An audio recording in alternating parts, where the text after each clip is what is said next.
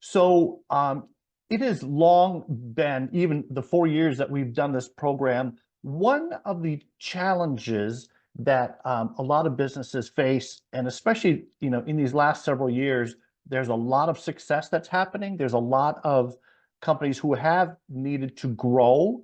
Well, depending upon your journey, there's a lot of upsides and downsides to expansion. And one of the areas that we've seen a lot of folks need assistance in is how do you successfully onboard somebody to your team? And, again, if you're an emerging business from, maybe you have one or two or three employees, all of a sudden you have to bring on, additional staff. You're doing it in the fog of getting everything ready to go. And we all know that working with public agencies can be challenging. So we reached out to Jake Prince, and Jake and I actually have a long history going back several years to a company that he used to work with. But Jake and his business partner, Nikki, have just a remarkable approach to working with businesses and organizations of all sizes in helping them with a very thoughtful and intentional onboarding process so that you can literally demystify all of those things. So, Jake, if you want to kind of just take things over, and if there's anything else, I know you want to talk about the work that you and Nikki do, but then you can certainly feel free to dig right into your content. So, Jake Prince. Thank you very much, Paul, and thank you, Michael, and thanks everybody for being here and for coming off mute and telling us about yourself, your organization. It's a pleasure to be here, and Paul said it best. This is a topic that is very important to me, and I want to give you background on myself so you understand how I have some perspectives that might be relevant to your world, and also explain why I'm passionate about this topic and why I've built my business around it. So the quick introduction is I previously provided, this was kind of in a former life with a former company. I previously provided project controls consulting services, including project scheduling services and claims mitigation. And that was for capital construction projects. And I realized through that experience that there were a lot of gaps around things like employee onboarding and training and development and performance management. And about 4 years ago, I broke off from my previous firm and founded my own company, Elevos, with my co-founder, Nikki, who couldn't be here today. And since then, we've served clients including Caltrans, Army Corps of Engineers, SFMTA, Colorado DOT, PG&E, and Excel Energy. So we've seen some of the perspectives, some of the organizations that you all work with. And our focus really is on kind of the employee experience and how we can best integrate people into our organizations, empower them to pursue their career paths, and enable them to do their jobs well. And this idea for this organization came out of some personal experiences that I had when I first came out of college and joined the workforce. I went through an onboarding experience that left me wanting. And when I kind of came into my own as a professional, I decided I really wanted to bring people onto my team as smoothly as possible. We're going to get more into the details here, but we spend a lot of money and time investing in recruiting and finding good people who are going to stay with us and be meaningful contributors. And I think it's really important to have a clean handoff between the recruiting process and the employment process. And it's going to do amazing things for the value that you provide to your customers. So we're going to get into that today. One thing that I did learn in my past work is the challenges of bringing people into construction projects and project-based environments where things are moving very quickly. They're very complex projects. I realized that part of my value proposition as a professional services provider was to smoothly onboard my teammates so that the clients never felt like there was an interruption to the service that I was providing. I realized that in doing that, it really strengthened my personal value proposition and that of my company. So without further ado, I want to get into talking about how I do that well and how I help other organizations do that. Next slide. Employee onboarding is critical for success. I'm going to talk about why that is, but first I just want to say don't overlook this topic. It is so important. Next slide. The reality is that absolutely nobody is perfectly prepared on day one. You might have found the perfect new hire, right? They're fully qualified, they've got all the certifications, all the experience, but even they need to learn your organization's policies and practices. And it's proven through all the research, through all, I'm sure, of your personal experiences, that poor onboarding leads to poor performance, but it also leads to early departures among your employees and dissatisfaction among your customers. And the worst part is sometimes it takes months or years for this to catch up to you. So this is something you want to be proactive in preventing before that happens.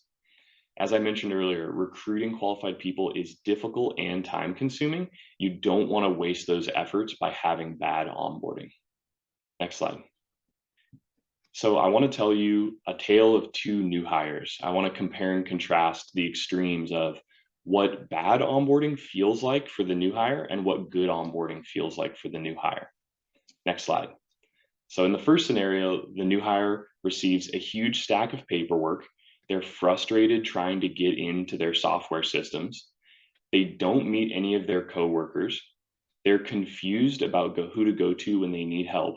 And if they do receive any training, it doesn't teach them how to actually do their job.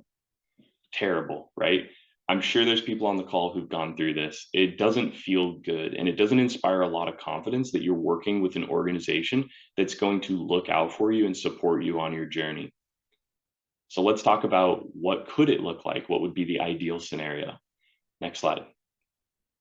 In this scenario, the new hire meets with their manager for new hire orientation. They receive a calendar of all the things they need to complete. They have access to key tools. They form relationships with their colleagues, and they receive personalized training that's actually relevant for their job. And notice I didn't talk about any fancy technologies or advanced processes or automation, right? These are the basics. And yet, if you do these well, it is a profound impact on both your employees' attitudes towards your organization and their ability to perform, but also your customers' experience. It's really profound how just nailing these basics can really accelerate your business. Next slide. So inevitably, the question is, how do we actually create those positive onboarding experiences? It's not easy to have perfection, but I think it is very approachable to nail the basics. And that's what I want to talk about today. Next slide.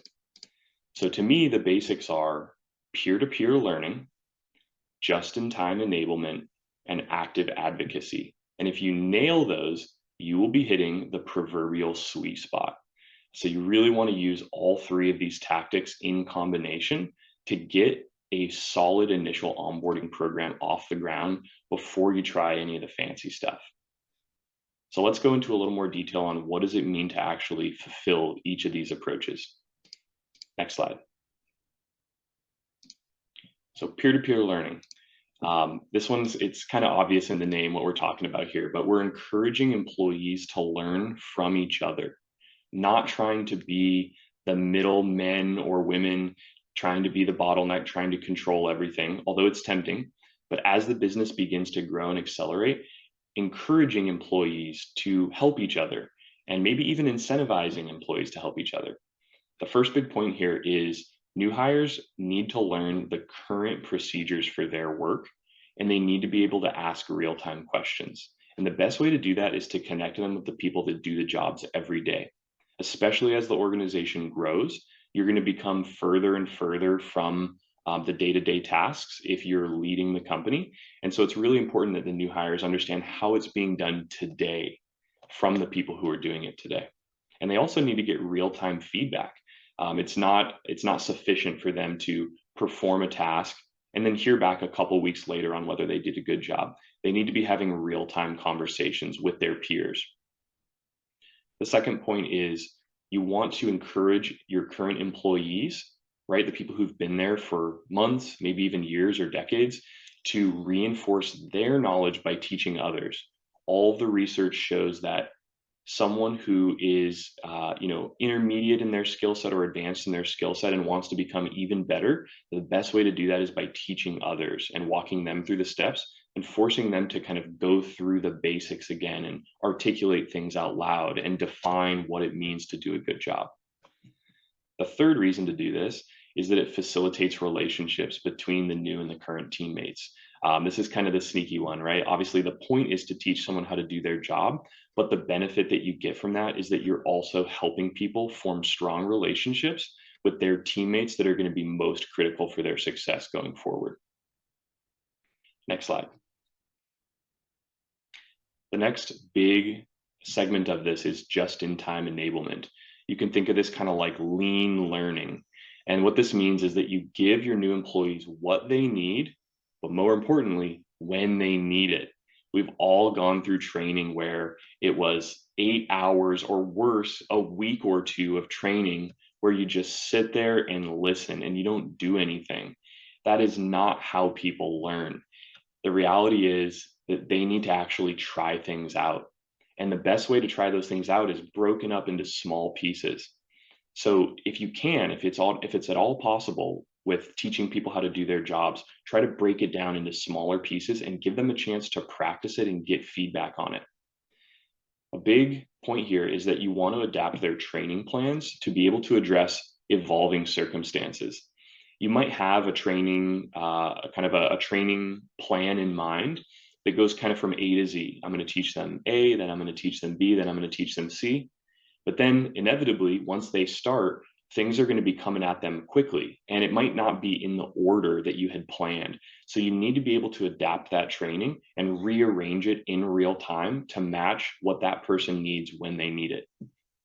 The second point here is you want to leverage opportunities for them to learn by doing.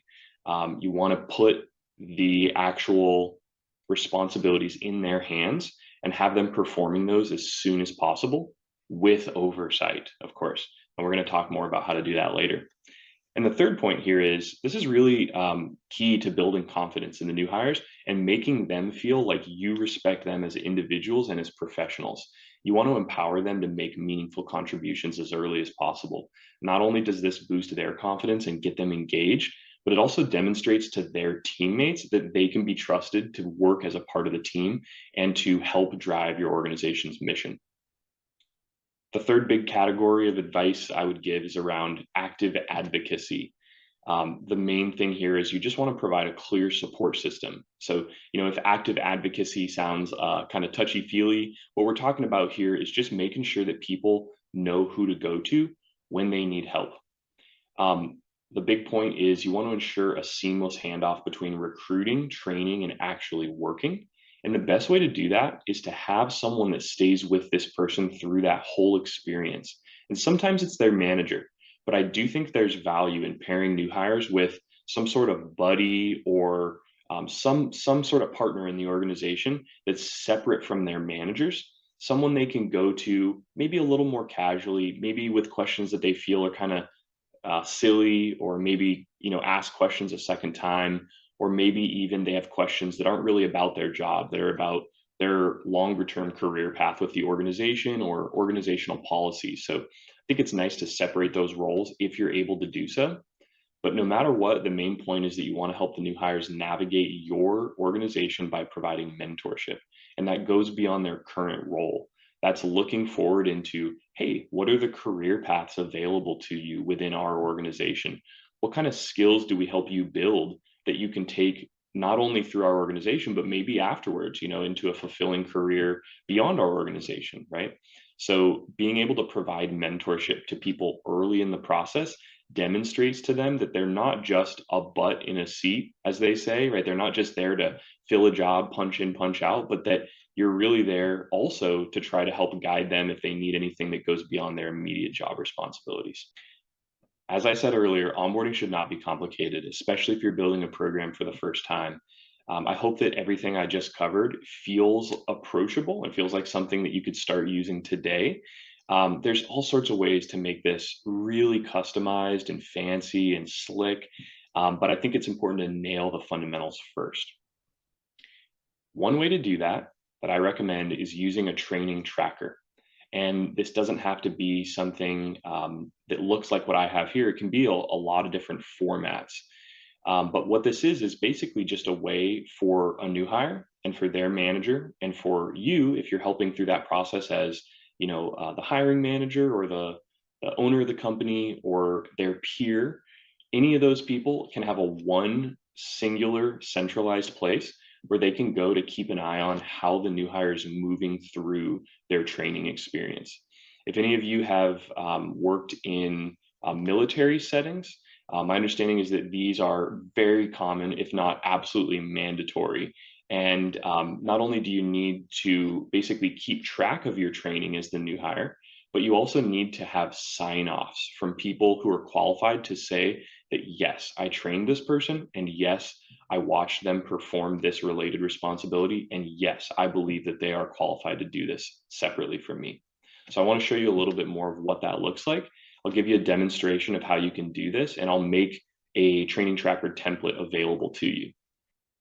So this is just a little bit of an excerpt from that training tracker. And obviously this isn't going to reflect your jobs. You're going to need to customize it for your jobs. But what I've done here is broken down a few of the key responsibilities for a job. In this case, it's an engineering job.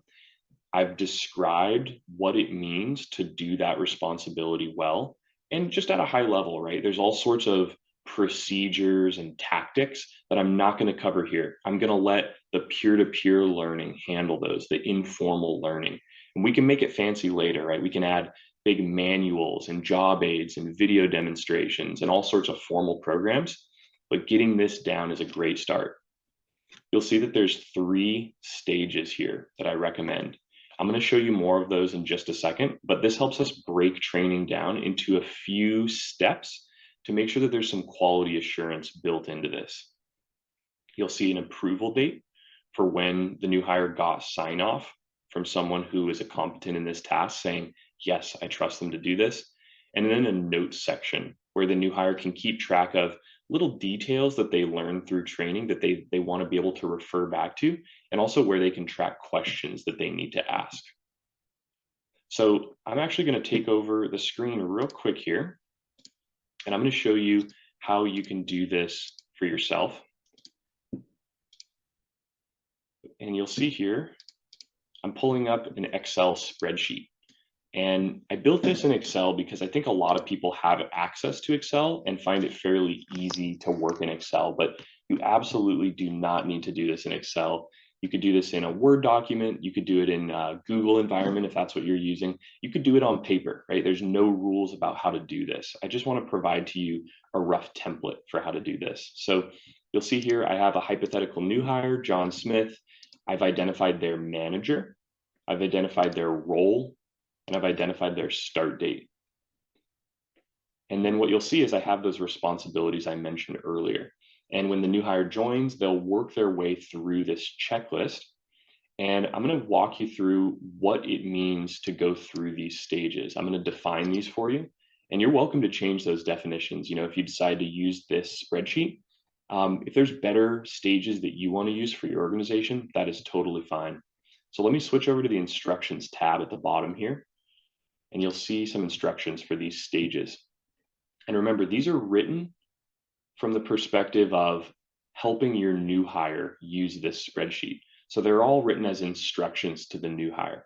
So there's 3 stages. The first stage is learn. And in this stage, your new hire is going to review any available learning materials that you have, which may be none, right? There may be a guide or a manual, some emails that you send them, some documents, data sets, videos, whatever you have. Make those available to the new hire and have them review those beforehand. And then have the new hire confirm that they have access to any important tools or systems that are related to that responsibility.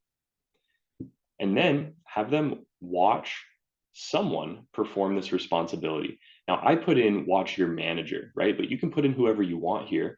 And encouraging that peer-to-peer learning environment is really important. So maybe what this starts at is that the new hire reaches out to their manager to watch the manager perform the responsibility. And maybe the manager delegates that task to a subject matter expert in that responsibility and says, hey, I know that this person is really, really good at doing this responsibility. I trust them. So instead of me teaching you, new hire, I want you to go talk to this other person and watch them.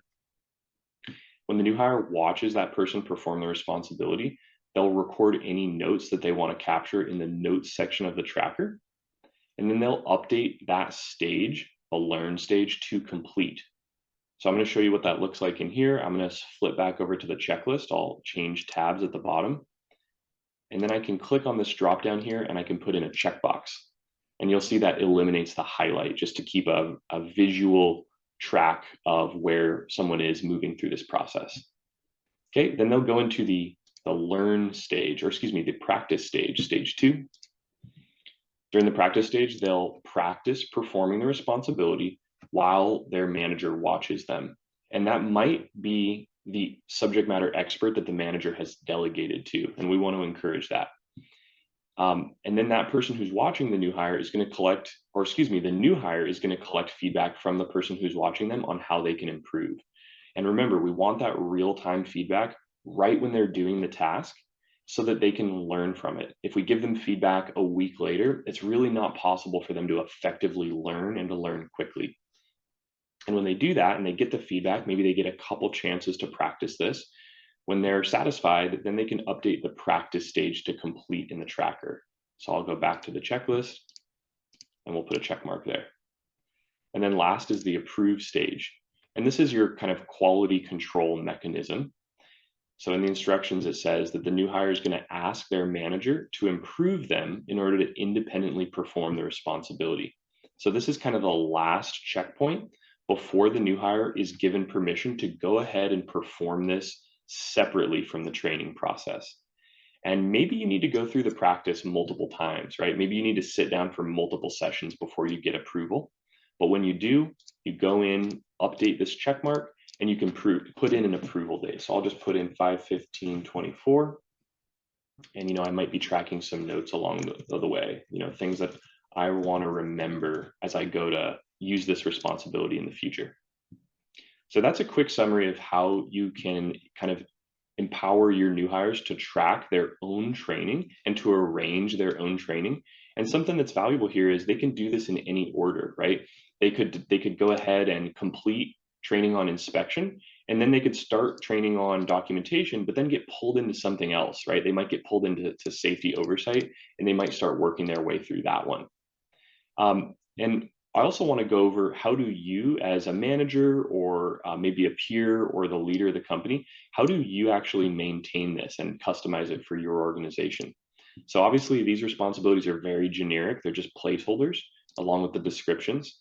And you're going to want to go in and customize these. And if you try, when if you get a hold of this document, and I'll make sure you're able to, and you try to change it, you'll notice there's going to be an error. And the reason is I've protected the spreadsheet so that new hires can't accidentally override the responsibilities or the descriptions.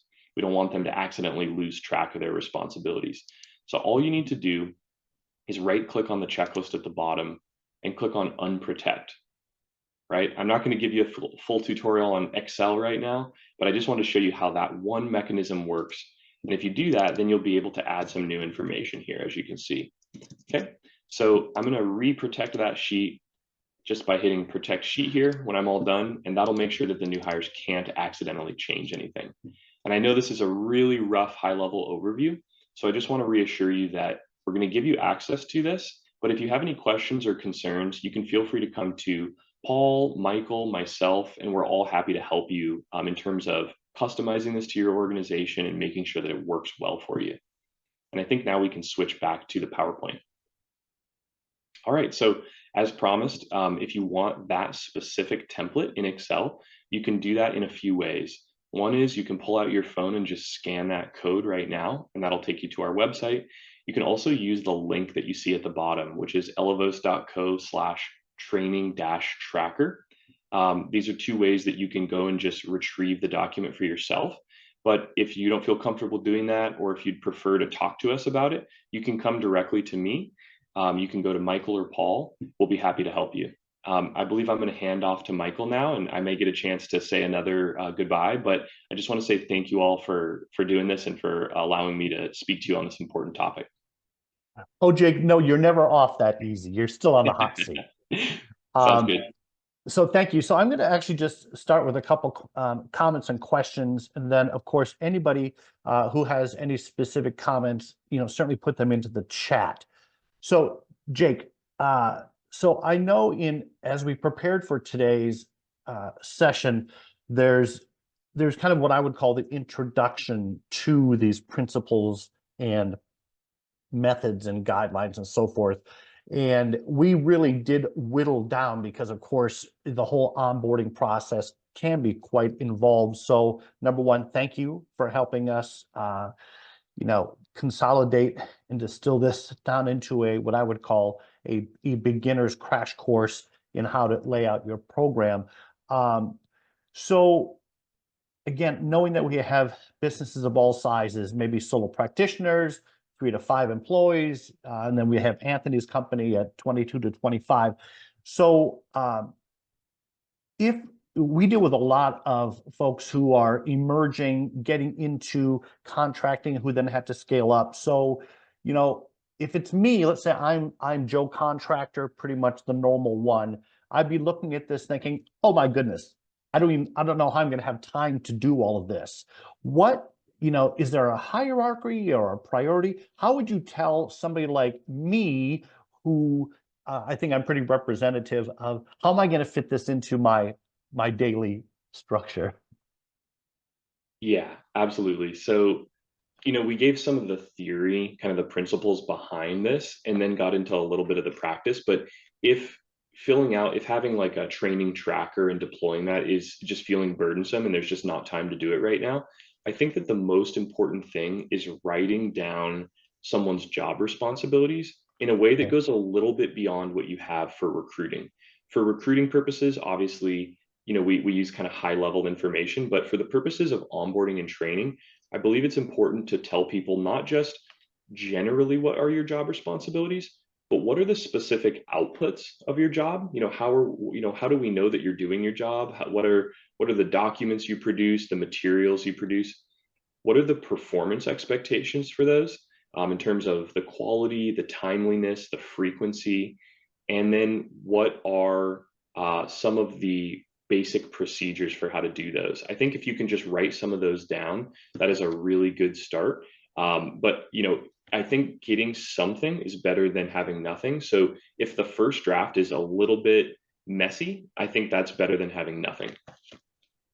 Jake, when in the timeline of a business's growth, when do you see them generally bringing on an HR type person or an operations director? Is it, generally in that 5 to 10 employee range? When does a business have the sophistication to bring on somebody who can manage this process?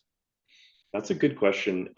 Obviously, it's dependent on the type of business, but what I've seen often is that organizations below about 10 people, they have some combination of having their founders and leaders owning some of these HR type responsibilities, and or they work with an outside partner on a part-time basis who provides some advice on meeting basic compliance aspects related to the law, related to HR and employment and hiring. But I think where an organization generally has a full-time person that's really owning this function and overseeing it is as they maybe get to the 20 or so person range, maybe 20 to 40 is where this becomes definitely a full-time responsibility. Okay, great. Anthony, can I ask you to come off mute for a second? Anthony, how did you guys kind of systematize and how did you put into place a system for handling your growth? Do you mind sharing that with folks? Yeah, that's absolutely still something we're trying to figure out. A lot of our growth was organic. What we realized fairly early on was early growth. We were able to have the time to dedicate to each onboarding process and making sure, the folks that we bring in do have that one-to-one time.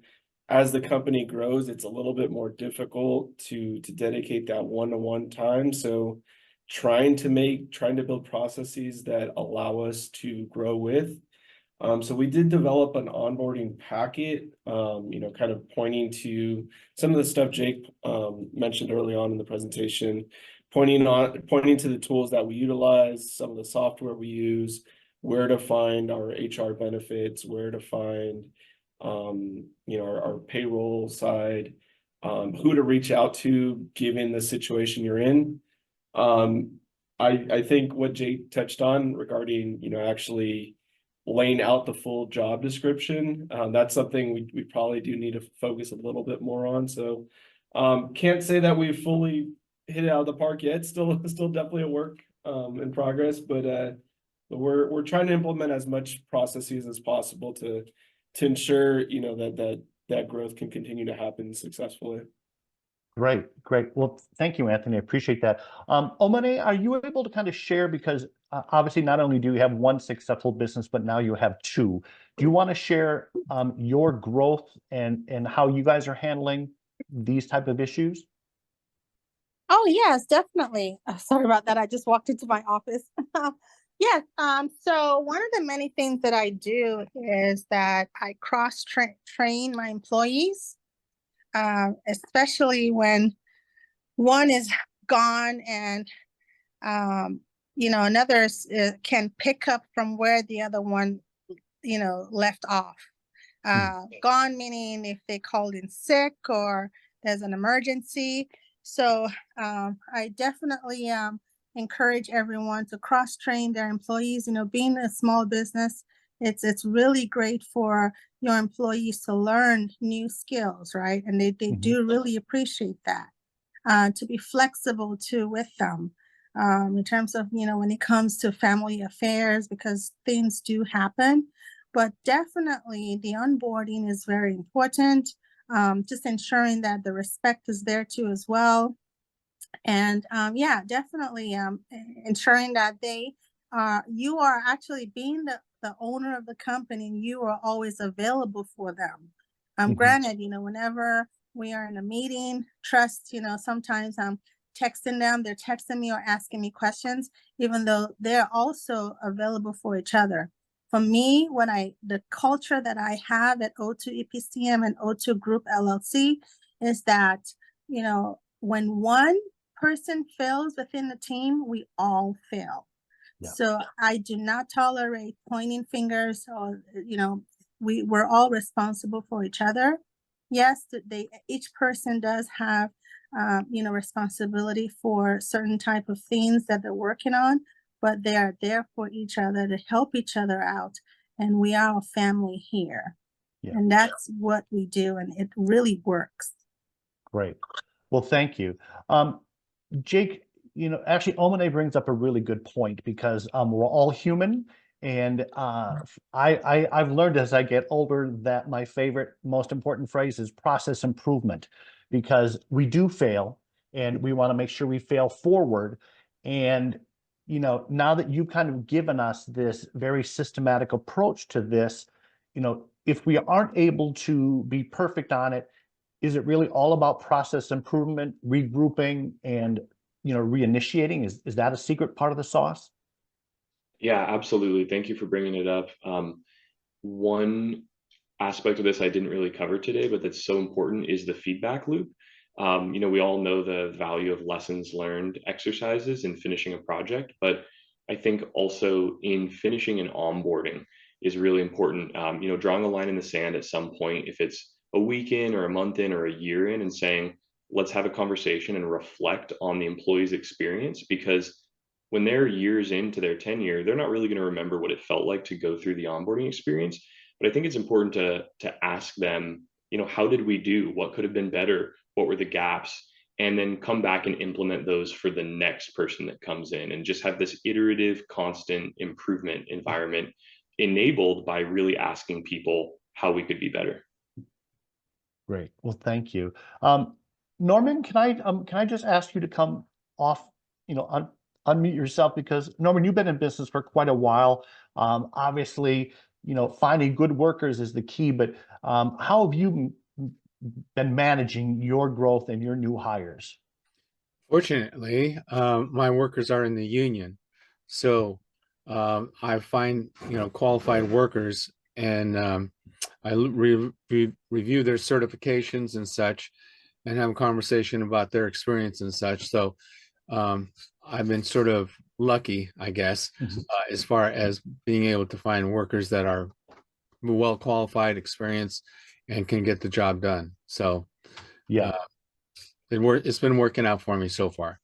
Great. Well, thank you, Noah, and I appreciate you sharing that. Sure. Jake, I know that we're kind of down to our last minute, so we always promise to start on time and end on time. So number one, I just want to reiterate for everybody that, again, as I get older, I know that nothing, change cannot be achieved without longevity. And we're huge fans of the mentor protege approach. So Jake, I just want to confirm that everybody on the call today can work with us through the SBSS program. And again, all SBSS program services are free. But number one, Jake, you're willing that we can share the spreadsheet you talked about today, and that they can absolutely come back to us for the next, as long as we have the contract to work with you through us. So is that a fair assessment? Absolutely. I am a small business owner myself. I love working with small business owners.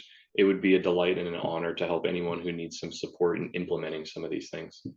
Okay, so again, I'm kind of the usual bear here. So all we need to do is go ahead and look up that QR code that we just had, or you're absolutely willing to share the document just as a spreadsheet and then on a one-on-one basis, right? Yep, exactly. If there's any way that someone prefers to receive that document or any help, just let us know and we'll get it to you that way. Okay. And really my big takeaway from today, and thank you so much, Jake, because you are a wonderful professional in this area, that you have broken down on a step-by-step basis and a process that, once embraced, can really help all of our businesses grow. And, I just want to underscore, as I think everybody on this call, it is a challenging time to find workers and great people for our companies. Number one, unemployment is so low that there's a lot of competition. And I know some of us have used HR professionals to bring and identify those new talent acquisitions on board. But I really want to say that I think, I haven't seen this type of presentation before, and I know it's just the start. It's the tip of the iceberg. But really, Jake, thank you for sharing your expertise. And really, it's so empowering. And I know, Theodora, you deal with so many businesses in the work that you do, whether they're in the LA World Airports or the LACCD. So I want to make sure that everybody has access to Jake. And Omanea, as you continue your northern trajectory of your group up in the Bay Area, certainly know that Jake is available to you through the SBSS program. And Thank you so so much. This is awesome. So May, thank you so much for your comment. I thought you might be intrigued by somebody like Jake, who very much is in line with your analysis and approach to things. So thank you for your comment. So here are our email addresses for Michael and myself. And then, of course, the incredible Fei Lu, who is just a treasure to be able to work with. So with that, we'll close out. Make sure you send us an email if there's any questions, but we will be kind of staying in touch with all of you, and we appreciate all your great successes. So stay in touch and let us know how we can be of help. Thanks, everybody. This was perfect. Thank you. Thank you so much. Okay, you bet. Thank Talk you, to everybody everyone. later.